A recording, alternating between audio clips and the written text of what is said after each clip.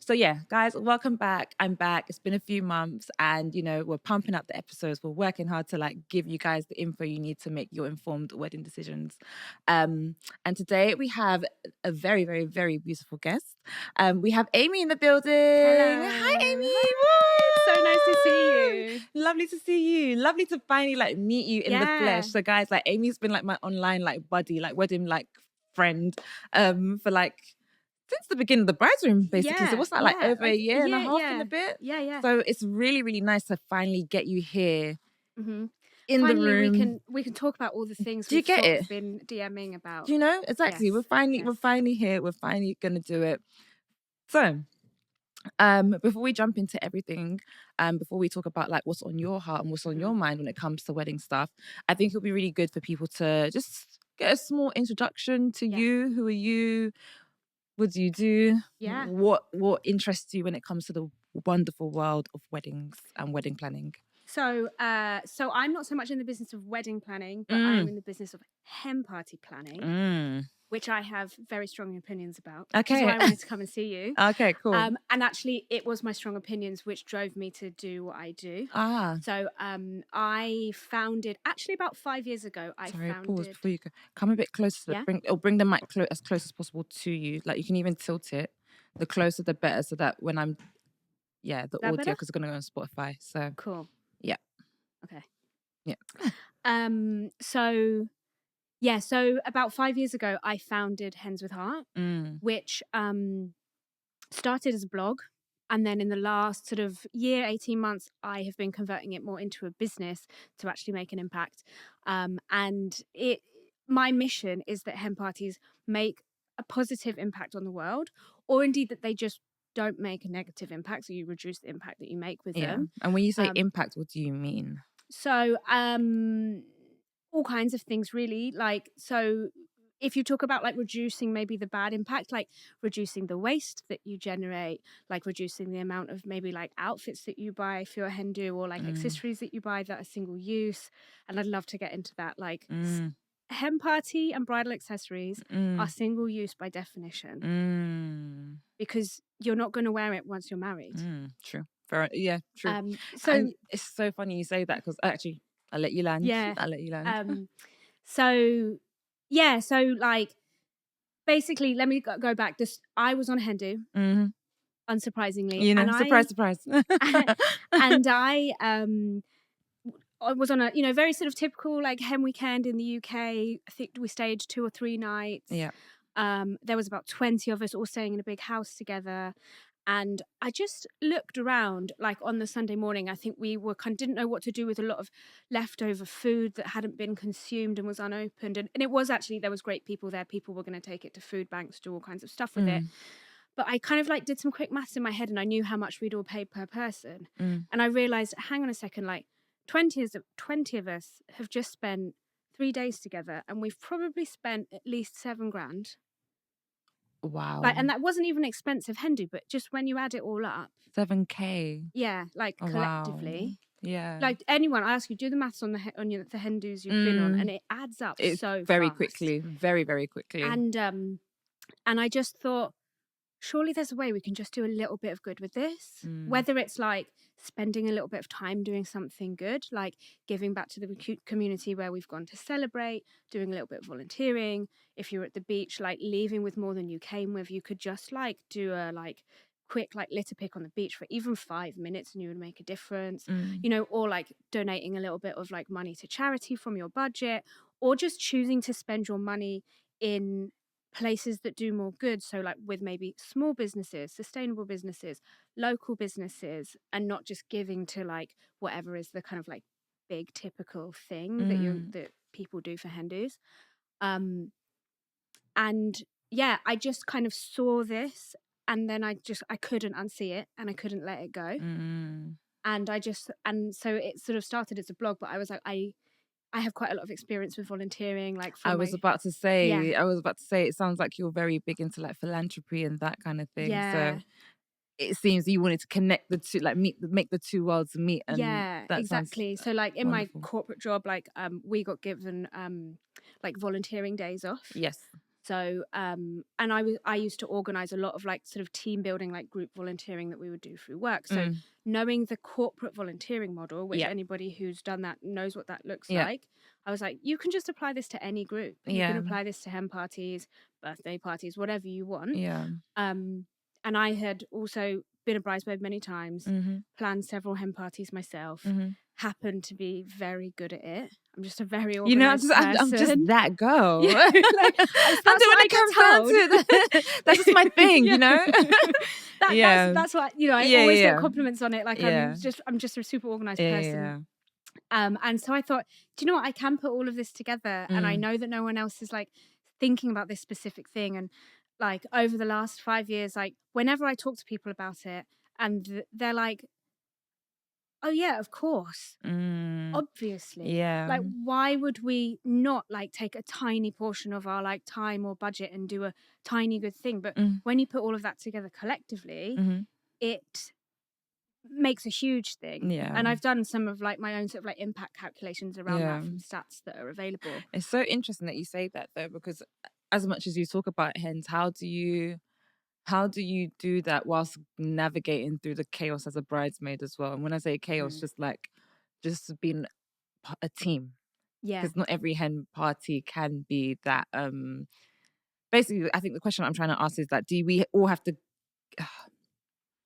if we don't work together well, are we going to be able to achieve the objective that you're talking about in terms of still being able to make an impact? That's a great question. I mean, I think if you think about like when you plan a Hen-Do, like in theory, what you should be doing is planning things that the bride likes and the bride cares about. Okay, cool. And so like, and I think that sometimes hen party planning goes wrong when people lose sight of that. Yeah. And people fight over stuff that has nothing to do with the bride. Yeah. And like, you know, the budget thing is always the most complicated. People have different finances, money to spend, like different income as well. Yeah. Also just different times in life, you know, some people who are going on a Hen-Do pregnant or breastfeeding, like are not feeling like partying. Yeah. And it's like, it would be nice to find even a moment that includes them more so they feel like they can come or whatever. So there's always like so many different things to please. But I think when people hear volunteering, they think sometimes they're like, ew.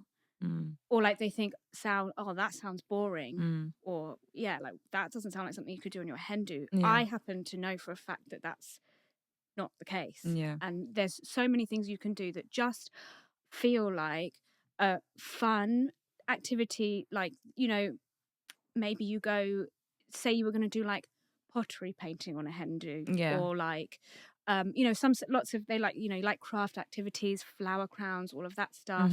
Like it could just be that you choose to do a floristry thing, but with a supplier who only uses like seasonal and local flowers, which reduces your impact whilst doing it. Okay. You know, so like just taking more responsibility for the choices you make, and like taking responsibility for the actual, like the real spending power that you have as like a Hen-Do. Like the hen party industry is like £6 million a year or something. Oh wow! I didn't much money. I didn't realize that it Hen-Do. was that. Yeah, I didn't realize it was that deep. To be like, honest. Yeah, Because you know, like when you think about it, a little £5 here, little £10 here, little £100 here. It doesn't feel like you're contributing to this massive industry when you actually say it like that. It's still. yeah. And are you saying that just the hen party industry on its own outside of the wedding? Correct. Wow. Correct.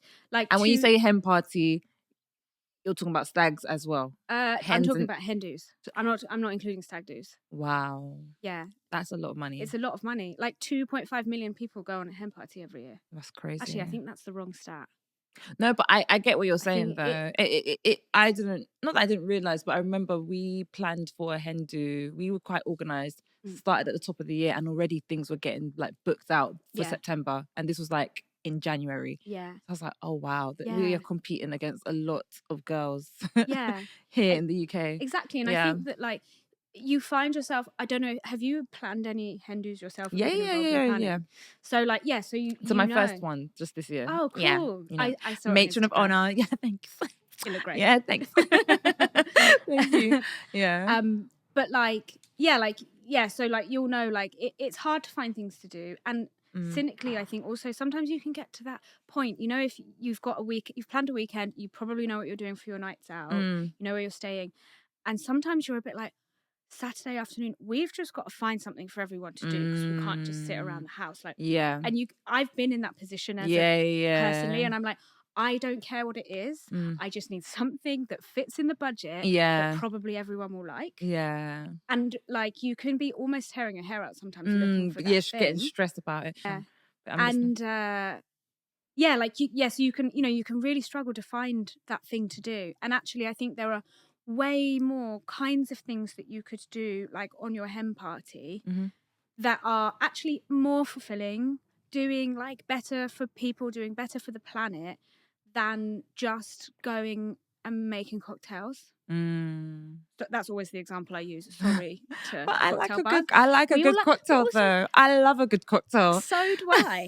And you can still have a good cocktail. How do we do that sustainably? How do we sustainably make a cocktail? Like, also, like, you could, there are people that do it, like, again, like, it could just be that you're like choosing a bar that is working with like more sort of like healthy and sustainable like ways that they like produce their alcohol or like the suppliers they select. Okay. There's lots of choices like that. Or it could be that you're doing something else and you also have a cocktail with it. I'm not saying don't drink cocktails. Let me make that clear. Okay, I was about to say, I don't know if the girls are gonna I don't know. I don't know if they're gonna buy that, Amy. No.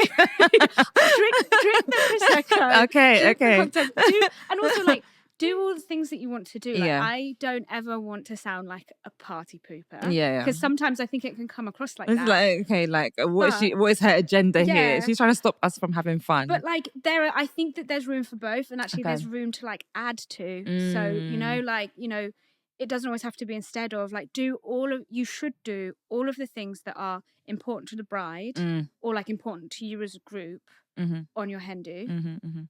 What depending on whatever the interest is, whatever is everyone's preferred location, what are those boxes that needs to be ticked? Like, make sure you do everything because you're there to have fun, and also you're there to spend all of your money in the way that makes you all feel good. Yeah. But then, like, maybe you just like say, but actually, like we've found like an hour where we're gonna. This is one of my like favorite examples. Like, there's a charity called Post Pals, and they encourage people to just send cheerful post to children who are severely ill and to their families. That's lovely. That's it. That's the charity. Like, how long does it take you to write on the back of a postcard a nice message? Like, even if you all said, let's gather around for like a half hour or an hour, we've brought some pens, we've brought some nice cards. Just make it cute. Yeah. And you don't have to even like necessarily, you would just research who you're going to post them off to afterwards, but you could just write a message that's not personalized by name even. And you've made an impact to so many people. And if there's like 10 or 15 of you like on a Hen-Do, if there's 15 of you, and you spend an hour, you've actually just done 2 days volunteering collectively. Okay. You know? Okay. You know, you You're can just still add these you're selling it. You're doing just the little touches here and there. like Basically, you is can what add you're these little saying. touches. You know, if you don't have time or you don't feel like doing something, like maybe you just say like, let's donate like a really small portion of our budget to a charity, to something that means something to the bride. Yeah. You know, like 1% of like the average hen party budget, like, you know, if an average hen party in the UK might cost you like realistically £250 these days, maybe, like, or even if it's like 200, you're not getting out there for less than 150. I think, you know, that's £2.50 per person. And if every Hen-Do spent 1% of their budget on donating to charity, in a year we would raise £6 million. Wow. And imagine what that could do to the world. Yeah. Imagine what we could do with that. Exactly. And okay, cool. So with that being said, is there a way where, is there like some sort of service you provide? Like, let's say, you know, I'm new to this whole hen thing. Like, are you able to like help the girls out, like, with this? Because let's say, okay, I want to do what you're saying. I just don't know how to do that. Where do I start? That's why I'm here. Thanks for asking. No worries. I got you. So where do we start? Tell us. So you go to henswithheart.com. Surprise, surprise. Or you follow me on Instagram and TikTok, Hens with Heart. Yeah. No, but like that really is like the kind of gap that I try to fill. So like I have this kind of experience and expertise, and I've done all the research in this area. So where I've got to now is like I'm not here to plan an entire Hen-Do. That's not like the business. That's not your thing. Yeah. But I focus on that sort of like Saturday afternoon, like activity, lunch, brunch portion of the weekend, which is the bit that sometimes is hard to fill. So I create almost like half or full day packages, if you will, in different cities around the UK, and they're kind of also tailored or themed to different interests. So there's like creative ones, outdoorsy ones, like glam kind of beauty ones, ones with animals, all sorts of stuff. And basically you can just come to the site and you can browse all of the options, and then you book it through me. So you just say, hey, this is the one I like, this is the group, this is the location, this is the date, and then I handle all of the booking with all of my partners. And you just show up. Oh, fabulous. So yeah, so my job I see is to like enable people to do this. Exactly like you said. Yeah. Okay, I love that. I love a fellow. I don't even know what kind of role do we call the kind of roles that we have in the wedding industry. I don't even know what would you call us? To be honest, I think we're disruptors. Do you think so? I mean, I don't mind. No, me neither. Yeah. And like some people might not like me for what I'm saying. Yeah, and same. Trust me, I know the feeling. I know the feeling oh so well. No, but you're saying the right thing and you're doing the right thing, and I love that it comes from a place of like you've gone through that experience, you know what you're talking about, and there's a passion, you know. You want to change something, same way I feel as well. I want to change the way people just view weddings as guests, as, you know, brides to be, and just like relieve the pressure that people have on their shoulders when it comes to planners. Actually, it doesn't have to be the way you see on Instagram, or you don't have to follow those traditional rules that everyone tells you. And I think that kind of links to like the whole Hen-Do part. It doesn't have to be this way. I think that's what it is. Yeah. Exactly. We're coming and we're shaking the table. It's like, it doesn't have to be this one way. It's not a one size fits all type of situation. And I think that like, actually, like, this sounds a bit grandiose, but like we sort of like helping people to like set free of that or step out of that. I actually met a woman at a wedding fair earlier this year who said to me, I wasn't going to have a Hen-Do because I hate them and I hate everything about them, and it's not me. But now that I've met you, I think I might. And she just thought there was another way, and she was like, I didn't realize there was another way I could have a Hen-Do. Oh, so she just thought it was just going to have to just be like the alcohol, the going out, the this, that. And that's just not everybody's thing. Exactly. I mean, it depends on your friendship group. Like me and my friends, we like to have a good time. So that's definitely our thing. But I think like, you know, like you push forward, it doesn't have to be that way. It can be definitely something else. So no, I think that's amazing. I don't know if there's anything else that you wanted to like share on this episode. Like, can I promote my t-shirts? Go for it. Go on. Let us know. So what are you wearing today, Amy? Oh, thanks. So I am wearing. Actually, this is a great discussion because like I think there's So what am I wearing? I'm wearing a Zara blazer. Yep. I'm wearing one of my own t-shirts. These are Okay. Hens with Heart t-shirts that are like fully like sustainable and circular. Mhm. So like let's get into like the sort of fast fashion topic that comes, I Yep. think, around like Hen-Do's, weddings, bridal fashion, all of that. So, and that's like another aspect that I really advocate for is like, you know, how do you minimize your impact? Like, yes, there's this like angle or direction you can go to make a positive impact and really like step into that. Yeah. But also, you don't actually have to do any of that stuff, Yeah. but maybe you're just mindful about how do we like minimize some of the other impact that we make. So like I said at the start, like, you know, avoiding buying sorry everybody, cowboy hats. That's You the know, new thing maybe at the you can just borrow moment. the cowboy hats from the last Hen-Do and we don't buy another new set of cowboy You mean like hats. another art from like somebody else's Yeah. Hen-Do? You know, like, do we always have That's to actually buy quite all of that stuff? smart. Yeah, and then we spend less money, we buy less stuff. What do we do with those afterwards? Yeah. You know, like, and so yeah, like, can we just be a little bit more mindful about Yeah. like, you know, there's often an outfit theme or a dress code on Hen-Do's, which I am all for, by the way. Yeah. Like, I worked in fashion for a long time. I'm like Really into it all. I love a theme. Yeah. But you know, like, is there a way that we can like set themes that don't mean that we all have to go and buy loads of new stuff for them? You know, like maybe it's just the theme is sequins, and everybody probably has some sequins in their wardrobe already. I love a lot of sparkle. So you know, maybe you want to wear, you know, you want special outfits or something like that, and you know, there's often a lot of personalized stuff, which like I said before, like it kind of becomes single use by definition. Or if it's like Amy's Hen-Do 2024, that's going straight to the pajama drawer or the bin. You know, like, where are you straight wearing to the pajama? that again? It's true. Where are you It's true. wearing You that? know Or the what? gym at best. It's true. It's true because I came back from Malta 2 weeks ago from my best friend's Hen-Do, and yeah. I don't know. I can't tell you where that t-shirt is, but I do know that when I find that t-shirt, I will be wearing it around the house. Yeah. That's for sure. Shout out to Maruki. Love you, babe. But again, like I really try to like be someone who like, it's not about not doing these things. I'm trying to find solutions so that you can still do them. So like, for example, like the t-shirt line that I produce, it's produced with a company called T-Mill, where the t-shirts are only ever printed on demand. So there's never like overstock or dead stock or stuff produced that's like not going to be sold. It's all produced like in a factory in the UK, powered by renewable energy. They're like certified organic cotton, like made fairly, and it is super high quality. It's very, very nice.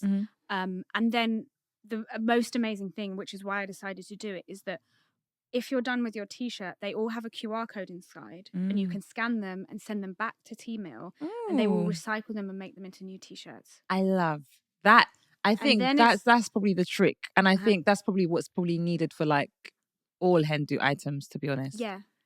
I think it's that QR code piece that's missing. And it's this like, you know, how do we create more like circularity like in the whole thing? Again, with all the accessories, the veils and the crowns and the hats and the shot glasses and whatever, like please have them, like please have the look that you want, the whatever, but just recycle them. I'm not in a position to be the person to come up with that solution right now. I'd love to be in the future, but like there must be, you know, where is the Vinted for hen parties? Or like where is the, shout out to Oxfam, they're one of my partners, but like where is the corner of Oxfam where you'll always find a load of Hen-Do stuff and we all just go, we pop in and we just recycle and you find it and it's cheaper. You know, like, and it doesn't sound very glamorous, and hen parties for me, and I think for you, are about being glam. Yep.